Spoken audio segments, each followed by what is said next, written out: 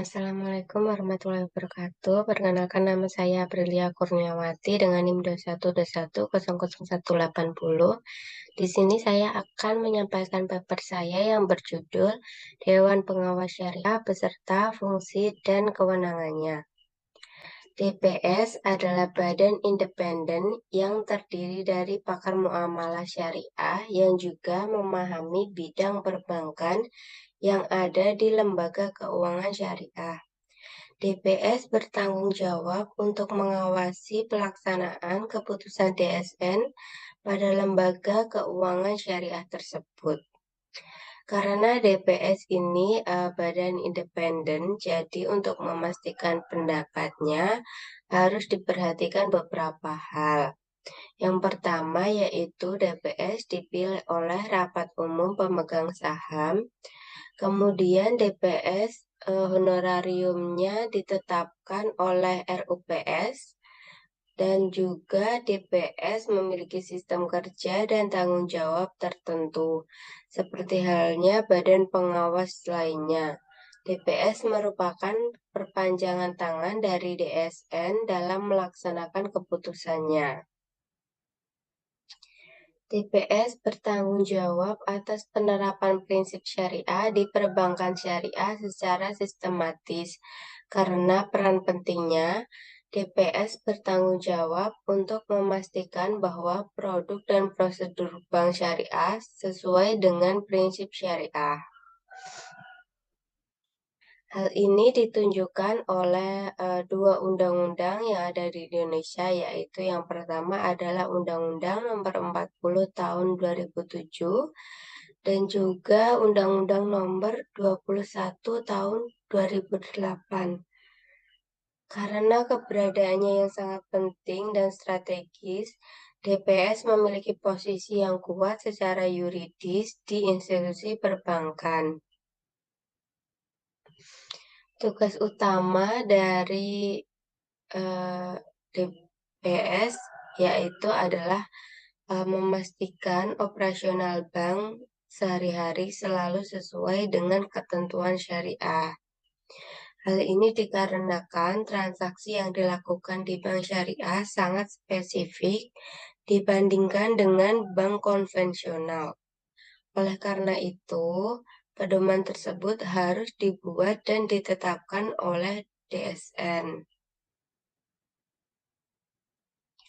Selain itu, DPS juga menjalankan fungsi-fungsi, diantaranya yaitu seperti yang pertama adalah memberikan saran dan juga penasihat kepada direksi dan pimpinan kantor cabang syariah mengenai hal-hal yang berkaitan dengan aspek syariah. Kemudian yang kedua yaitu bertindak sebagai mediator antara bank dan juga DSN dalam mengkomunikasikan usul dan juga saran pengembangan produk dan jasa bank yang membutuhkan fatwa dan juga penelitian dari DSN. Kemudian yang ketiga yaitu bertindak sebagai perwakilan. Peraturan Bank Indonesia menyatakan bahwa DPS memiliki 3 tugas. Tugas yang pertama yaitu mereka memberikan saran dan juga penasihat kepada direksi, pimpinan unit usaha syariah, dan pimpinan kantor cabang mengenai masalah yang berkaitan dengan aspek syariah. Dan juga yang kedua, bertindak sebagai peranan antara lembaga keuangan dan juga DSN sebagai perantara dalam mengkomunikasikan pengembangan produk dan juga layanan yang membutuhkan fatwa dan juga studi dari DSN. Dan yang ketiga adalah bertindak sebagai perwakilan dari DSN di lembaga keuangan untuk memastikan dan juga mengawasi operasional keuangan lembaga tersebut sesuai dengan prinsip syariah. Kemudian yang selanjutnya yaitu mengenai fungsi dan juga peran dari Dewan Pengawas Syariah di perbankan syariah, menunjukkan bahwa peran perbankan syariah ini yaitu peran DSN dalam menjalankan prinsip-prinsip syariah di sektor tersebut.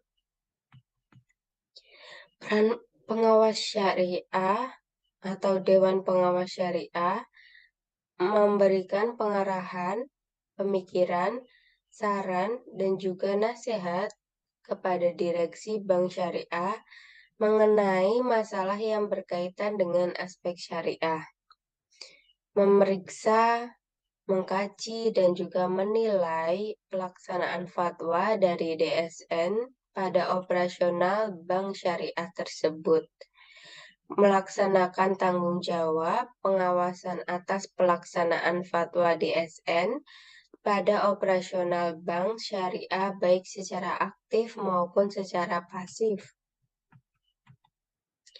Kemudian untuk tugas dari DPS yaitu antara lain yang pertama adalah memantau operasional dari lembaga keuangan syariah sehari-hari untuk memastikan bahwa lembaga keuangan syariah tersebut telah mematuhi peraturan syariah yang berlaku.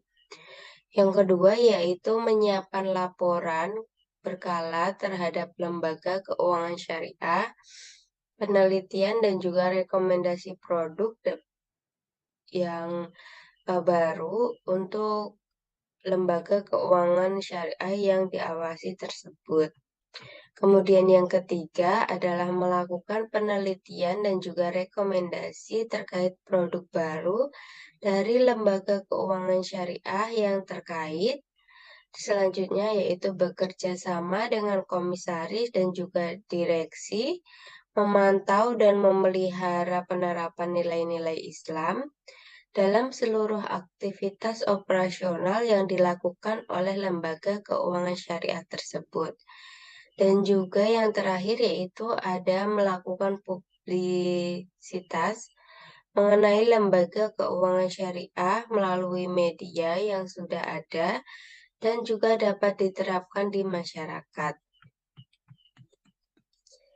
Menurut pasal 47, tugas DPS adalah yaitu yang pertama, memberikan nasihat dan saran kepada direksi serta mengawasi kegiatan bank agar sesuai dengan prinsip syariah yang berlaku.